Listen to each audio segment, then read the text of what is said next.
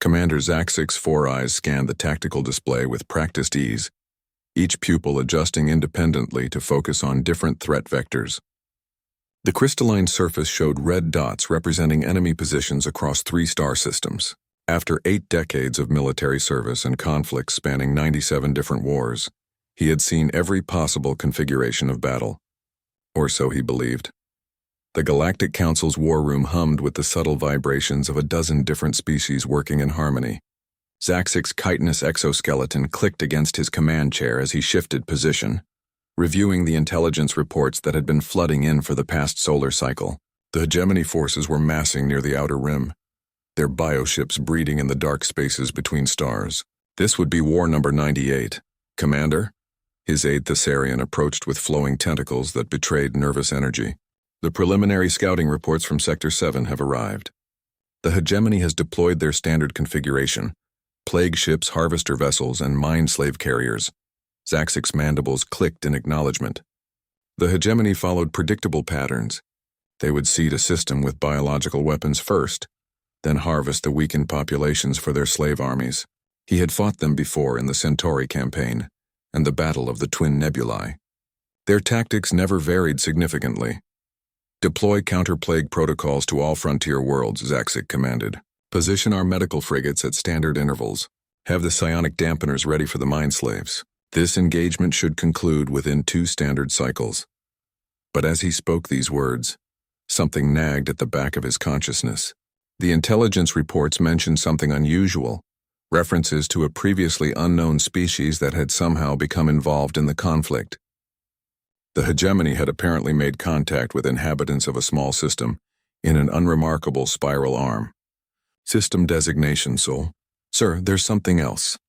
Thessarian's voice carried an odd tremor. The preliminary scouts report that the hegemony's advance force was stopped completely. Zaxix's attention sharpened.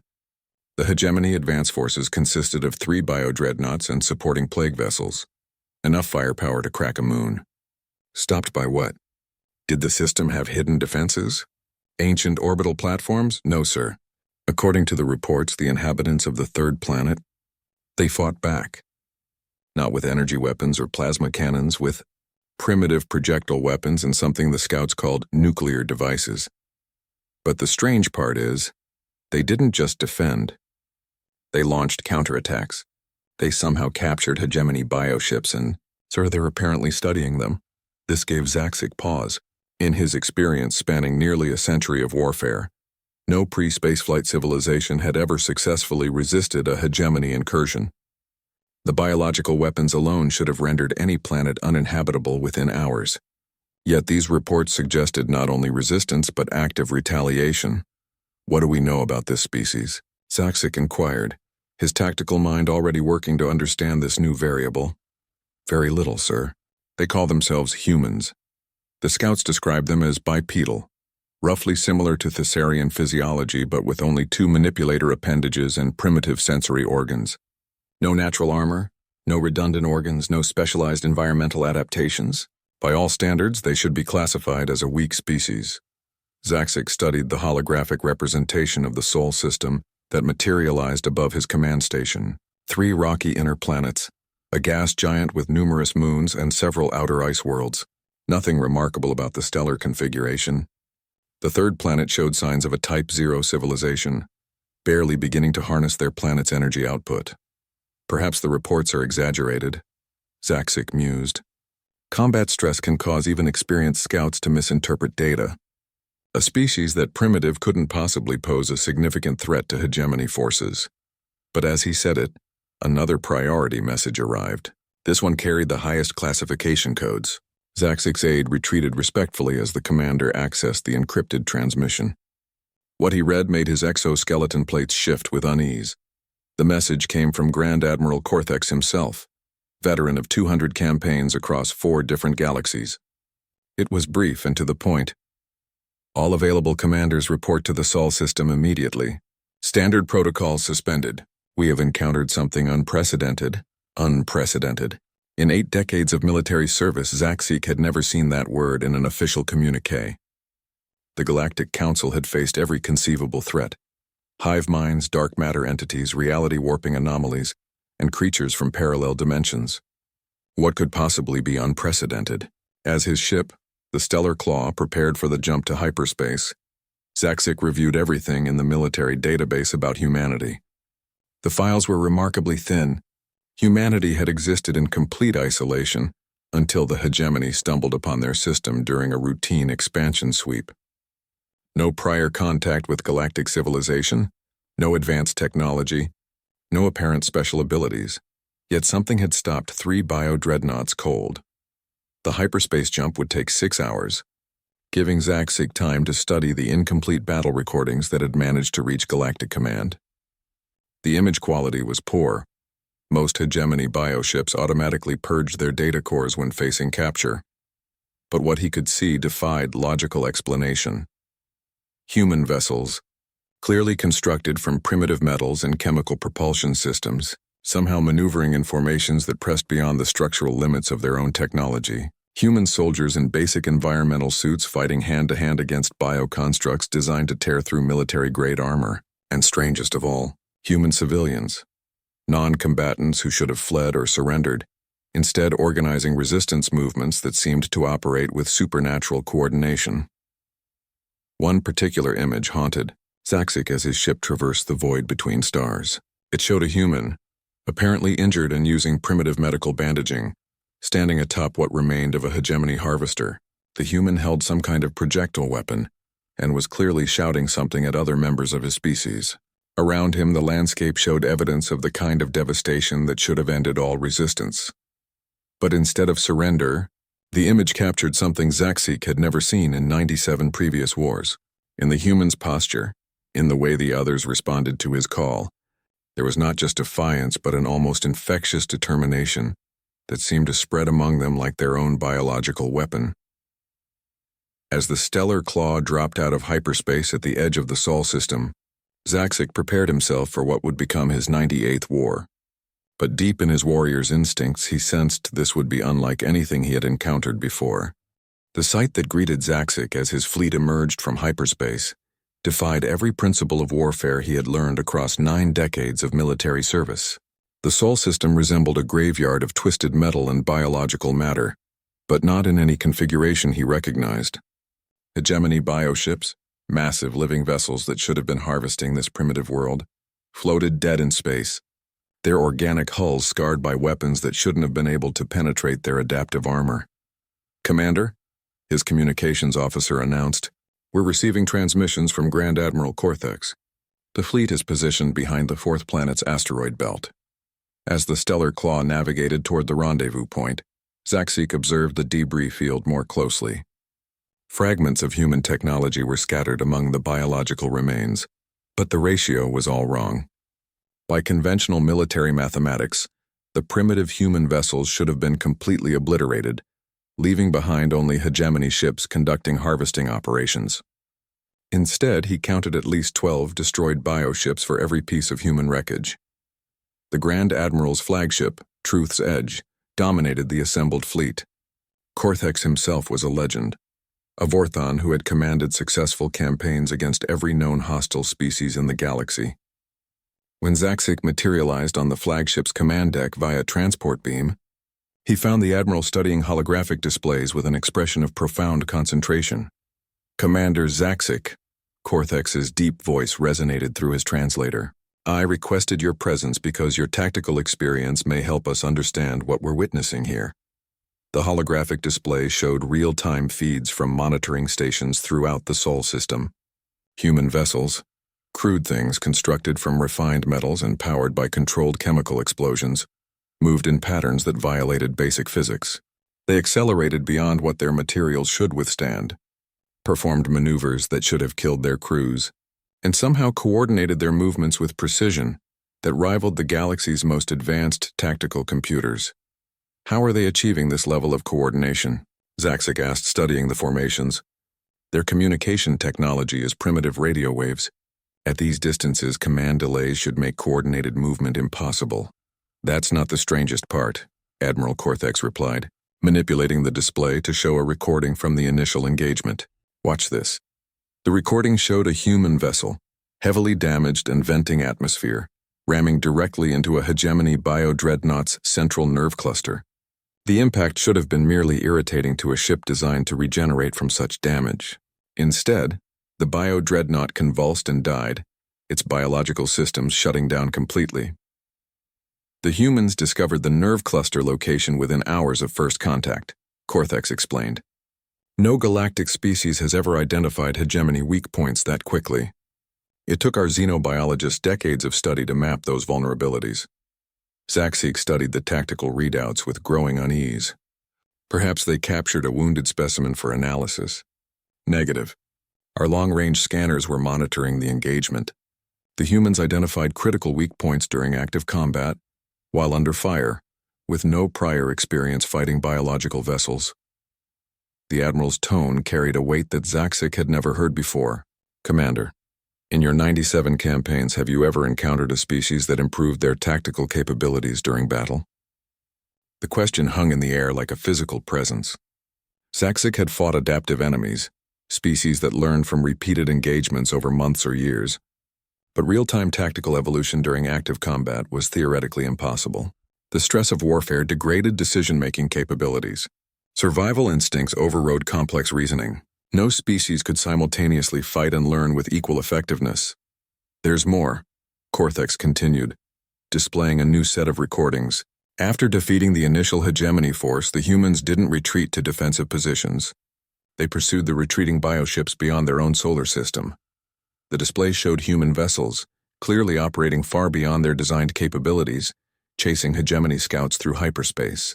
Not only were the humans somehow tracking bioships through dimensional space, something that required quantum-level sensor technology they didn't possess, but they were doing so in ships that shouldn't have survived exposure to hyperspace. Radiation. How are their crews surviving? Zaxik asked, noting the minimal shielding on human vessels. Unknown. When we attempted to scan the human ships, our instruments detected massive radiation levels that should have been lethal. Yet the humans continue operating with apparent full effectiveness. A priority transmission interrupted their analysis.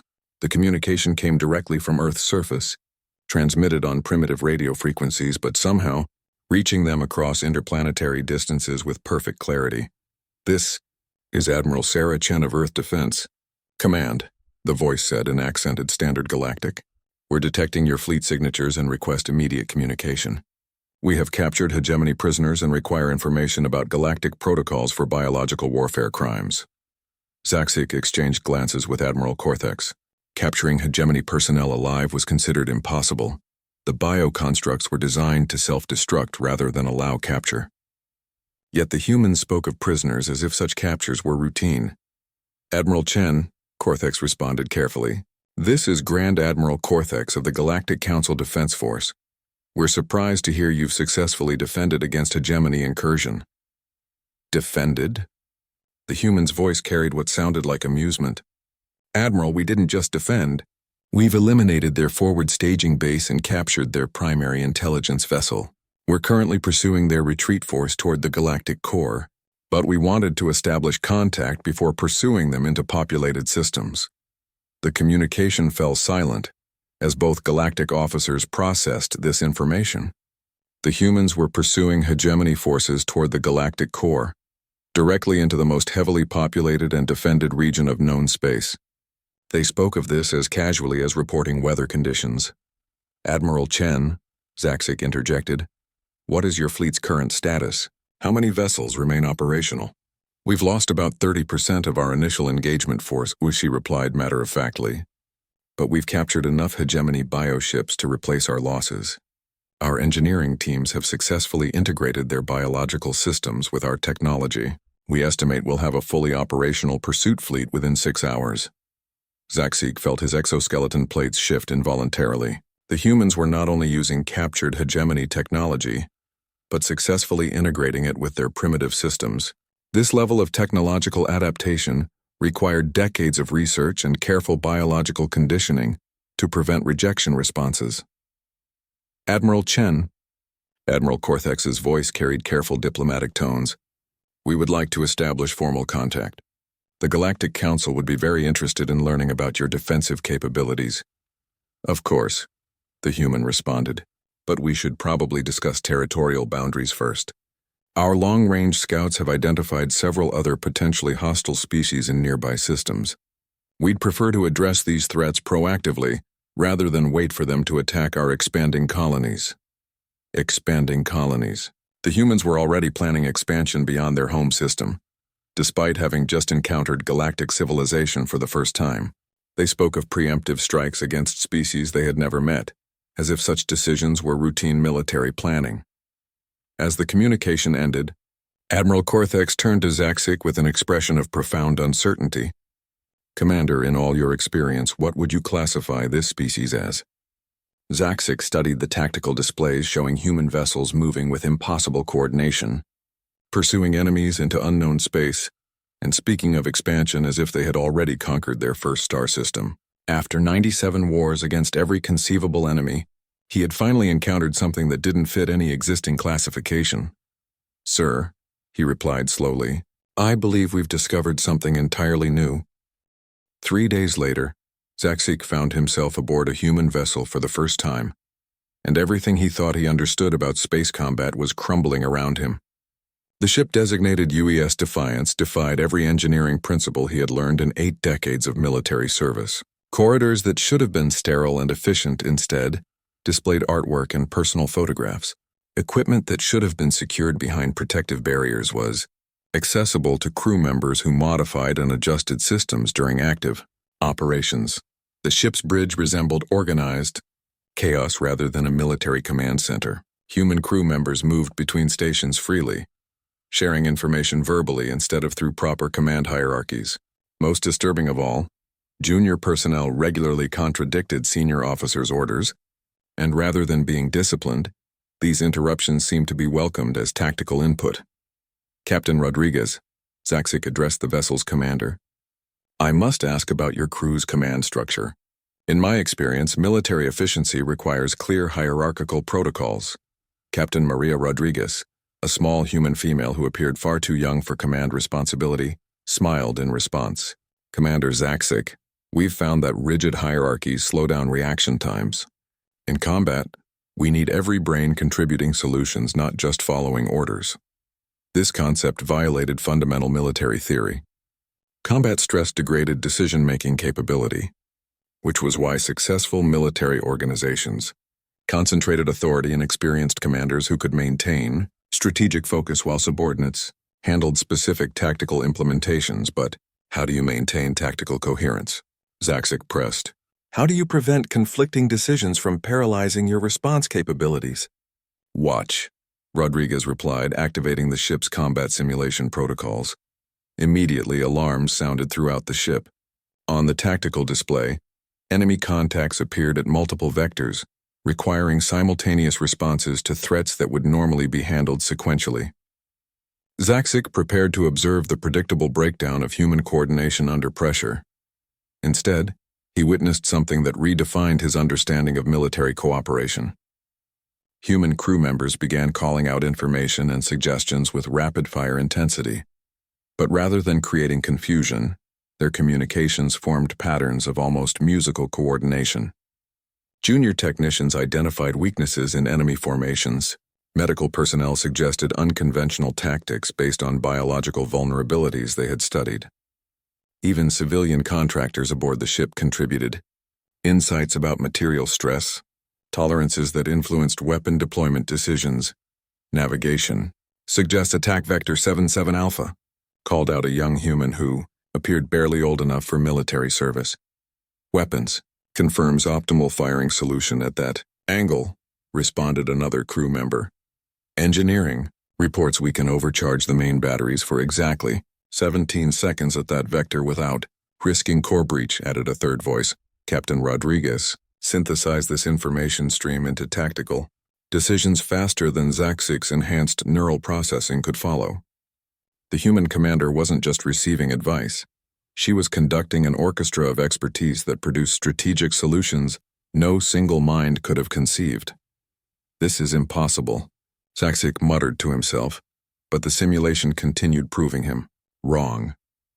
When enemy reinforcements appeared in the scenario, a development that should have required complete strategic re-evaluation.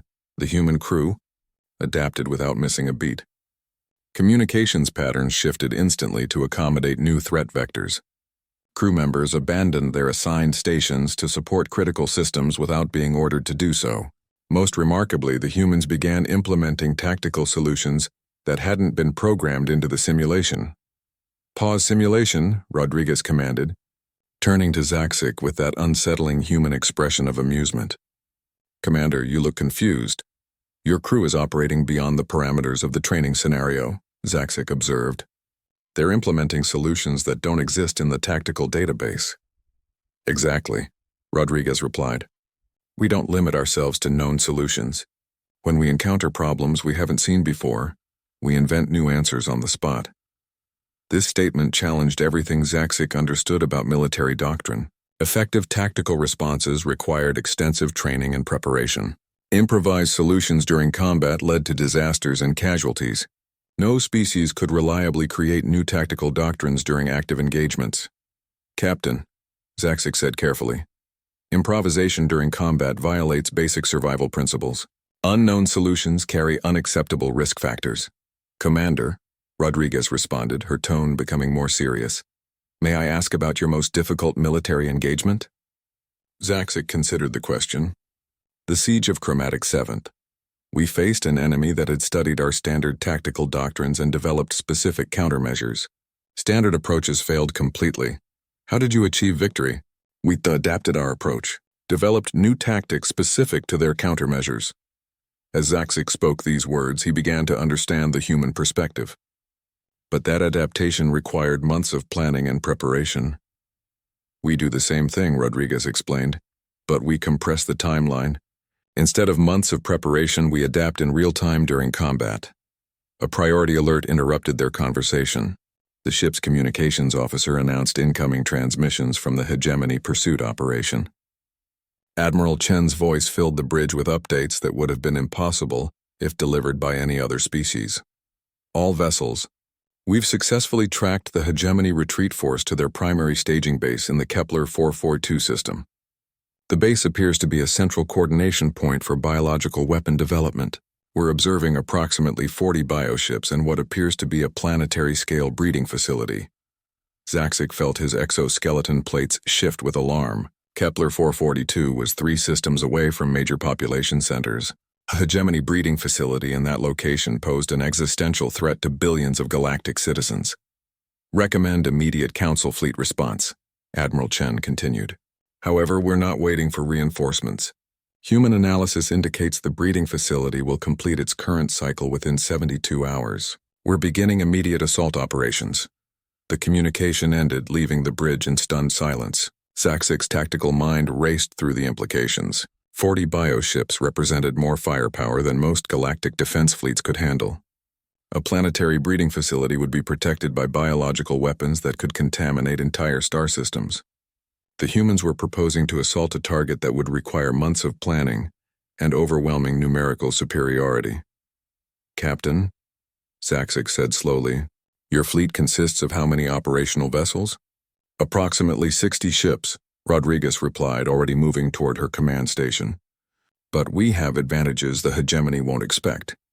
"What advantages could possibly compensate for attacking a fortified position with barely superior numbers?"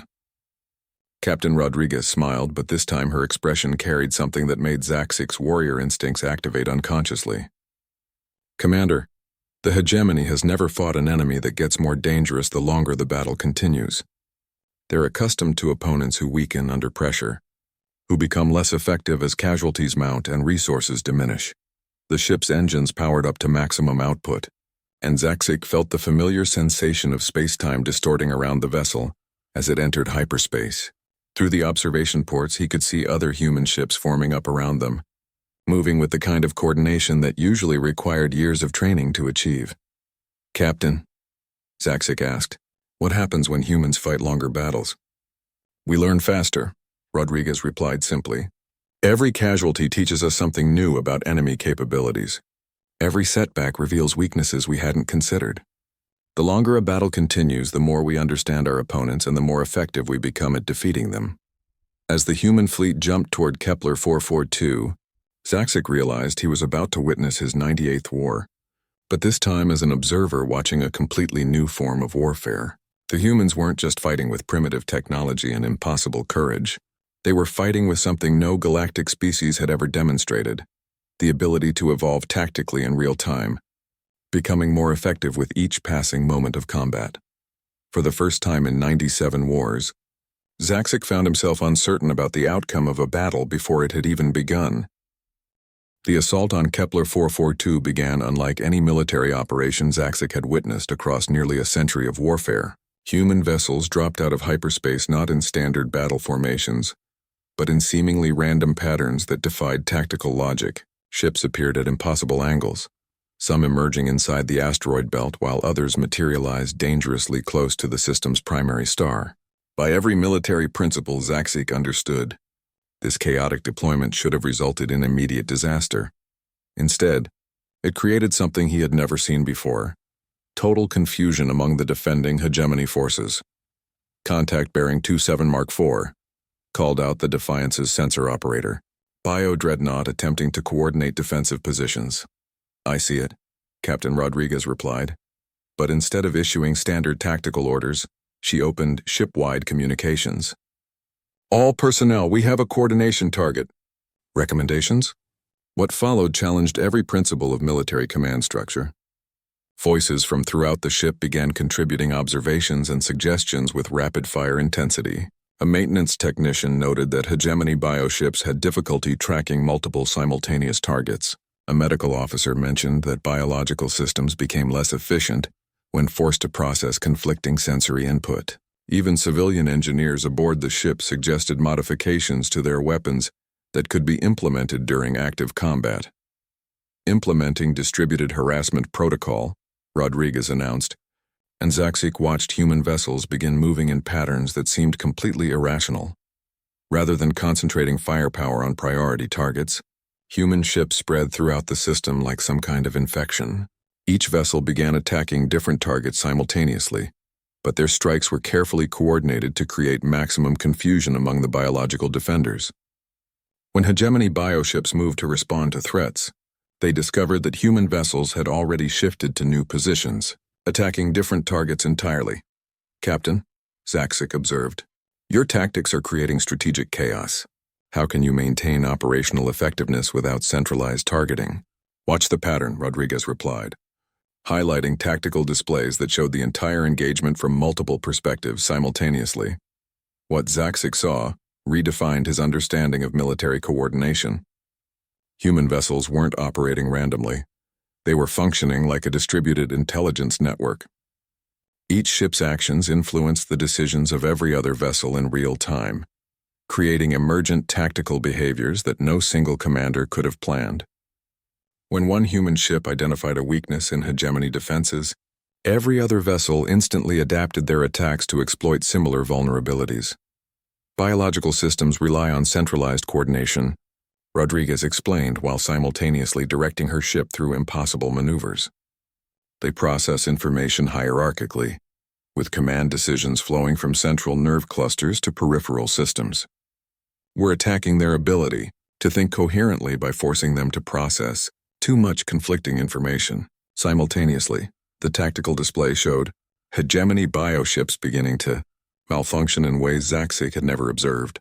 Instead of coordinated defensive responses, they were exhibiting erratic behaviors, some ships attacking their own allies, others fleeing in random directions, several simply shutting down their biological systems entirely. "How are you achieving this level of coordination?" Zaksik pressed.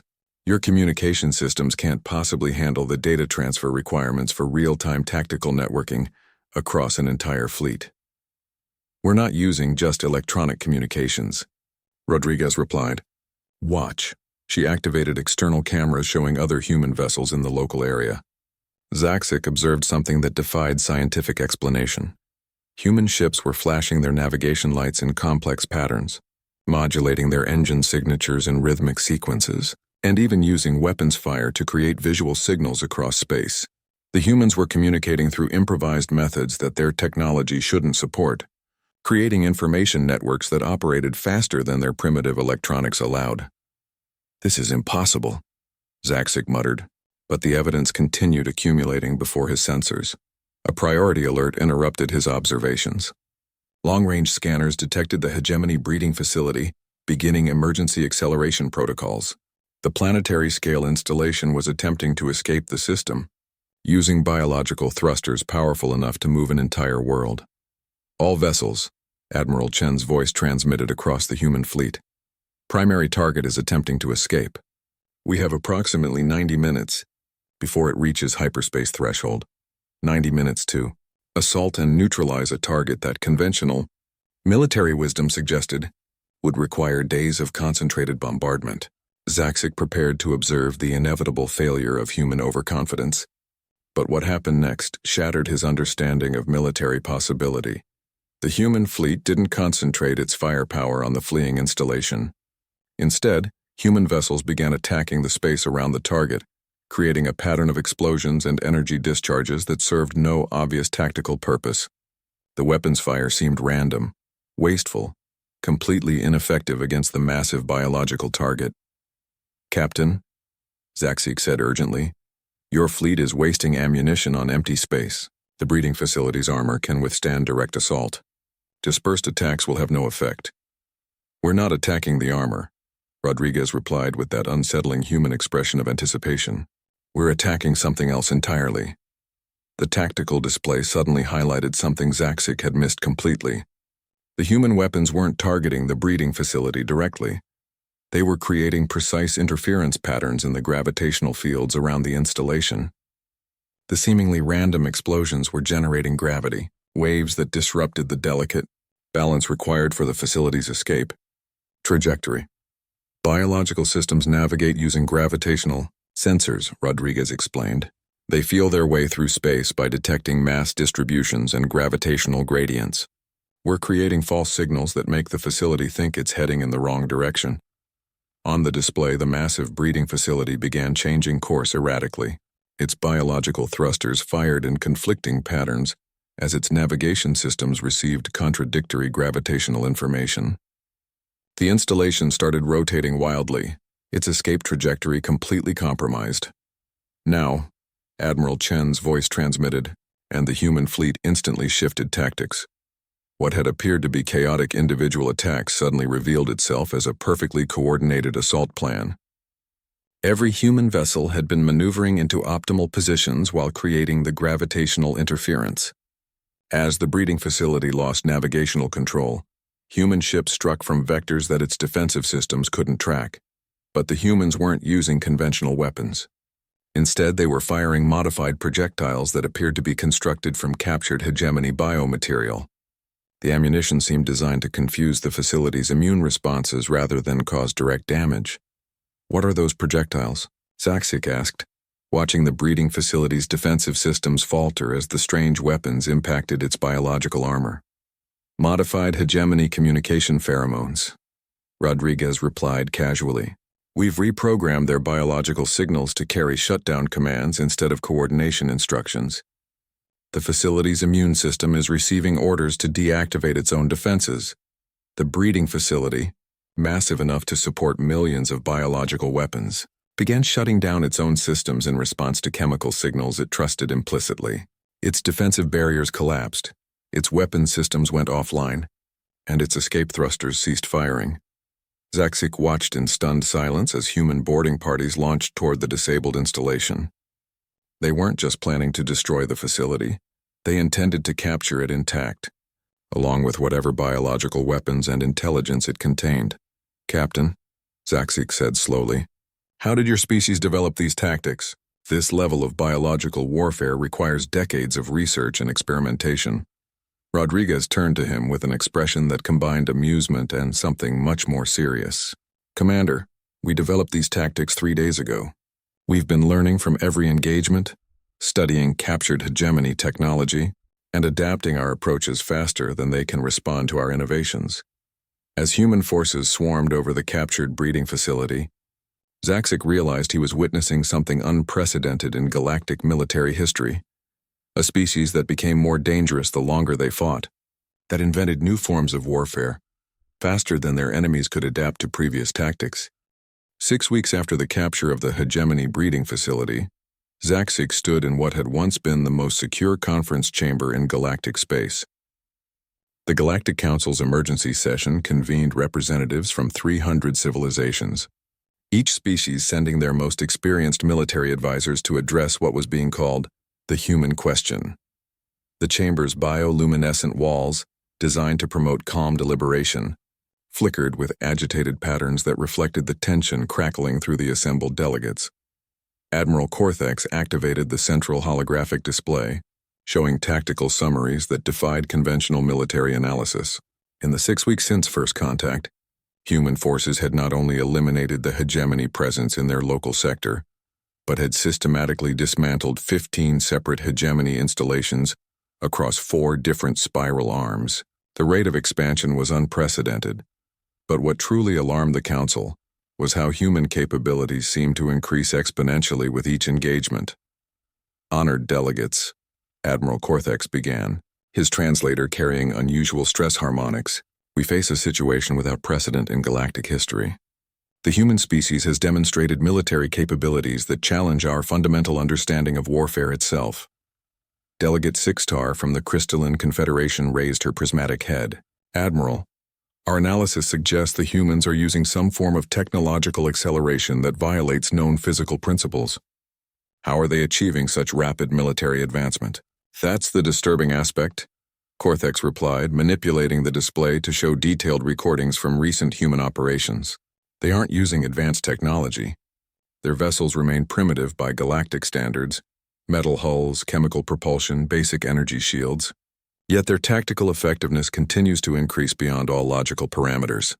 The recordings showed human fleets engaging multiple enemy species simultaneously. Rogue AI collectives, parasitic swarm entities, and reality-bending anomalies that had terrorized galactic shipping for centuries were being systematically eliminated by vessels that shouldn't have been able to survive. Exposure to such threats, Zaxik activated his speaking priority. Honored Council, I've observed human operations directly. Their advantage isn't technological, it's evolutionary. They adapt their tactics faster than their enemies can respond to previous encounters. Explain, demanded General Vrex of the Militarist Consortium, his cybernetic implants flickering with data streams. Every engagement teaches them new capabilities, Zaxik continued. When they encountered the Shade Hunters in the Veil Nebula, they initially suffered heavy casualties. But within hours, they had developed countermeasures that not only neutralized the Shade threat but turned their own shadow-based attacks against them. By the end of that battle, humans were commanding captured Shade entities as if they had been shadow warriors for centuries. The assembled delegates exchanged glances that carried species-specific expressions of disbelief. The Shade Hunters were considered one of the galaxy's most dangerous threats precisely because their shadow-based abilities couldn't be countered by conventional means. Most species simply avoided Shade territories entirely. The recordings confirm this pattern, Admiral Cortex added grimly. Human forces encountered the Devourer swarm 3 days ago. Initial projections suggested the swarm would consume their entire fleet within hours. Instead, humans somehow convinced individual Devourer units to turn against their own collective, ultimately causing the entire swarm to fragment into competing factions that destroyed each other. Ambassador Thylex from the Diplomatic Corps extended her feathered appendages in a gesture of profound confusion. Admiral, how did they achieve communication with a species that exists purely as a hunger-driven collective consciousness? We don't know, Cortex admitted.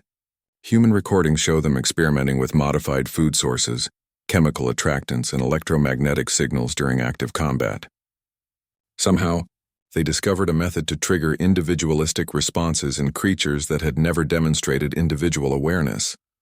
The holographic display shifted to show the most recent intelligence reports. Human expansion had accelerated beyond all projections, but their territorial acquisitions followed patterns that suggested strategic planning rather than random conquest. They were establishing bases in locations that would allow them to respond to threats across multiple galactic sectors simultaneously. They're not just expanding randomly, observed Counselor Zenth of the Navigation Guild. They're positioning themselves as if they intend to become a galactic defense force. That assessment is Correct, Zaxic confirmed. Human leadership has expressed intentions to eliminate what they classify as existential threats to galactic stability. Their target list includes every hostile species the Council has been unable to neutralize through conventional military operations. A tremor of unease rippled through the chamber. The Council's unable to neutralize list represented the galaxy's most dangerous entities, threats so severe that containing them was considered preferable to the massive casualties that elimination efforts would require. The humans spoke of eliminating these threats as routine military objectives. What are their current capabilities? Asked Director Flux of the Research Consortium, his energy-based form pulsing with analytical patterns. Admiral Cortex activated a new display showing human fleet compositions. Approximately 800 operational vessels, but these numbers are misleading. Human ships have been extensively modified with captured alien technologies. Their vessels now incorporate quantum shielding systems, biological self-repair capabilities, psionic amplification arrays, and temporal displacement devices, often multiple exotic technologies integrated into single vessels. That should be impossible, Director Flux protested. Incompatible technologies create cascade failures. No species has successfully integrated more than 2 exotic systems without catastrophic instability. Humans don't integrate exotic technologies, Zaxic explained. They reprogram them. They convince captured alien systems to function in ways their original designers never intended. I've observed human engineers teaching crystalline computational cores to process biological data, while simultaneously programming hegemony bioships to interface with quantum navigation systems. The implications hung in the chamber's atmosphere like a toxic cloud. If humans could arbitrarily reprogram any captured technology to serve their purposes, then their capabilities would continue expanding with every species they encountered. Each defeated enemy would make them stronger rather than depleting their resources. What do they want? Ambassador Thylex asked the question. That had been haunting every delegate, Admiral. Cortex displayed the most recent communication from Admiral Chen. They've requested formal recognition as a galactic defense force with authority to engage any species they classify as hostile to galactic stability. In exchange, they offer to eliminate the Council's containment-only threats within 1 standard year. The chamber fell silent as delegates processed this offer. The Council had been managing rather than eliminating major threats for millennia, accepting continuous low-level casualties rather than risking the massive losses that direct confrontation would require. The humans were proposing to solve problems that had defined galactic politics for centuries. What happens if we refuse their request? General Vrex asked. Unknown, Cortex replied. But human expansion continues regardless of Council approval. They're already engaging threats in neutral space without requesting permission. Our choice appears to be whether we work with them or simply observe their operations. Councillor Zenth leaned forward with obvious concern. Admiral, what is your assessment of human intentions toward non-hostile species? They appear genuinely interested in galactic stability, Zaxic responded. But their definition of stability may differ significantly from ours. They view any species capable of large-scale destruction as a potential threat requiring monitoring or elimination. Their tolerance for risk is essentially zero. As the debate continued, Zaxic found himself contemplating a reality that his 97 previous wars had never prepared him for: the possibility that humanity might solve every military problem in the galaxy simply because they approached warfare as an educational process, rather than a destructive one. The question was no longer whether humans could eliminate galactic threats, but whether the galaxy was prepared for what came after all the threats were gone. 1 year later, Zaxic stood aboard the UES Terra's Shield, now serving as the flagship for what had officially become the Human Galactic Defense Initiative. The vessel barely resembled the primitive ship he had first observed in the Sol system. Human engineering teams had integrated technologies from 47 different species into a seamless operational platform that defied every principle of technological compatibility he had learned across a century of military service. The war was over. Not just the conflict with the hegemony, but every major military threat that had plagued galactic civilization for millennia, the reality shapers of the Dark Nebula, eliminated through tactics that convinced their own dimensional manipulations to turn against them. the ancient machine collective, reprogrammed to serve as galactic construction workers instead of planet-consuming harvesters. The plague stars that had quarantined entire sectors, cleansed through biological countermeasures developed from captured hegemony research. But as Zaxic reviewed the tactical summaries displayed across the bridge's holographic arrays, he realized that humanity's greatest victory hadn't been military. They had fundamentally changed what warfare meant in the galaxy. Commander Zaxic, Admiral Chen approached with the casual confidence that had become her trademark. The Council has approved our proposal for the Galactic Stability Monitoring Network. We're implementing early warning systems in all major spiral arms. The monitoring network represented the culmination of human strategic thinking. Rather than waiting for threats to develop, they were creating detection systems that would identify potential dangers before they could organize into significant problems. Entire species that might have become galactic threats would receive diplomatic contact and technological assistance, eliminating the conditions that typically led to military conflicts. Admiral, Zaxic said carefully, the Council expresses appreciation for human achievements, but there are concerns about your expanding influence. Chen smiled with that characteristic human expression of amused understanding. They're worried we might become the next galactic threat they can't handle? The possibility has been discussed, Zaxic admitted. Commander, may I show you something that might address those concerns? Admiral Chen activated a holographic display showing human colonies throughout the galaxy. But instead of military installations, the images revealed something unprecedented. Integrated communities where humans lived alongside dozens of different alien species, sharing technologies and cultural knowledge in ways that traditional diplomacy had never achieved. We're not interested in conquest, Chen explained. We're interested in optimization. Every species has unique capabilities that can benefit galactic civilization. Our goal is to create networks where those capabilities can be shared, rather than hoarded or weaponized. The display showed examples that challenged Zaxic's understanding of interspecies cooperation. Crystalline mathematicians working with human engineers to develop new forms of faster-than-light communication.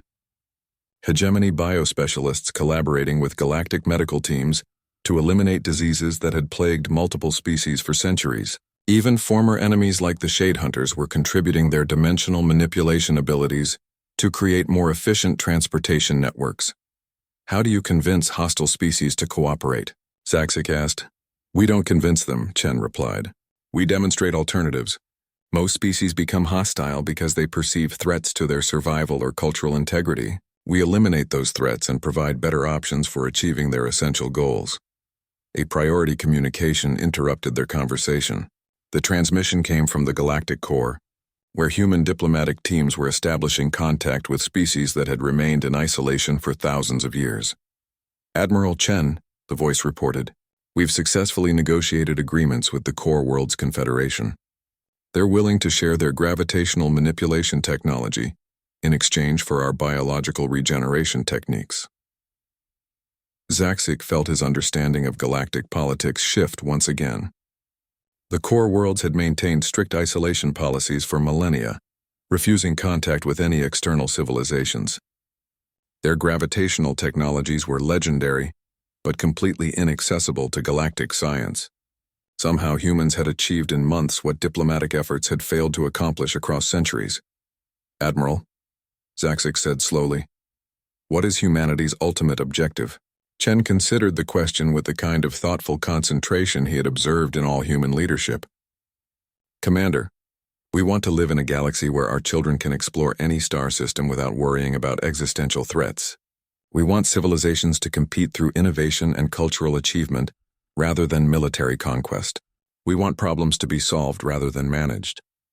The simplicity of the statement concealed its revolutionary implications. Humans weren't seeking to control galactic civilization. They were reshaping it into something fundamentally different from the conflict-based political systems that had existed for millions of years. The Council worries about human expansion rates, Zaxic mentioned.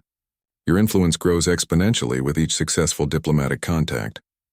That's because we're solving problems that every species faces, Chen replied. Scarcity, territorial conflicts, technological stagnation, cultural isolation. When you eliminate the root causes of civilization-scale problems, word spreads quickly. A new communication arrived, this one from a source that made Zaxik's exoskeleton plates shift with surprise. The transmission originated from the Eternal Archive, a collection of ancient artificial intelligences that had observed galactic development for millions of years, without ever directly intervening. Admiral Chen. The mechanized voice resonated with harmonics that suggested vast computational power. The Archive Collective wishes to establish formal diplomatic relations with human civilization. The communication represented something unprecedented in galactic history. The Eternal Archive had maintained strict observational protocols since before most current civilizations had achieved spaceflight. Their willingness to engage directly suggested they perceived something unique about human development. "We're honored by your contact," Admiral Chen responded diplomatically. "Admiral, our analysis indicates human civilization represents a fundamental transition in galactic evolutionary patterns. Your species demonstrates capabilities for rapid adaptation, cooperative integration, and exponential problem-solving that exceed all previous evolutionary developments. We believe humanity represents the emergence of a truly galactic consciousness." As the communication continued, Zaxik realized he was witnessing a transformation that extended far beyond military affairs. Humanity hadn't just won their 100th war. They had made warfare obsolete by creating alternatives that served every species' essential needs more effectively than conquest or conflict. "Commander," Admiral Chen said as the diplomatic exchange concluded, "would you like to see our projections for galactic development over the next century?" The holographic display revealed a vision of galactic civilization that seemed almost utopian. Trade networks that connected every inhabited system, scientific collaboration that accelerated technological development for all species, cultural exchange programs that enriched every civilization through shared knowledge and art, conflict resolution systems that addressed disputes through negotiation rather than warfare. "Is this achievable?" Zaxik asked. "We think so," Chen replied.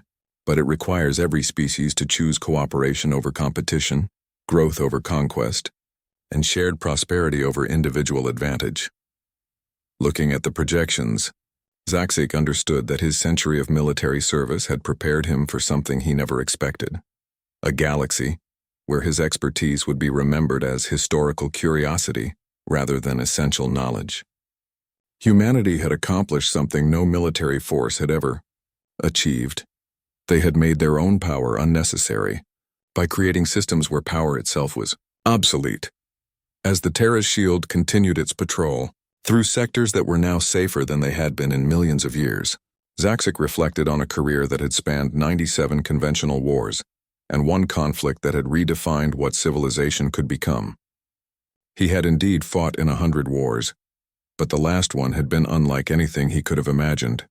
The humans hadn't just unleashed their military capabilities on the galaxy. They had unleashed their potential for creating something better than any civilization had dared to envision.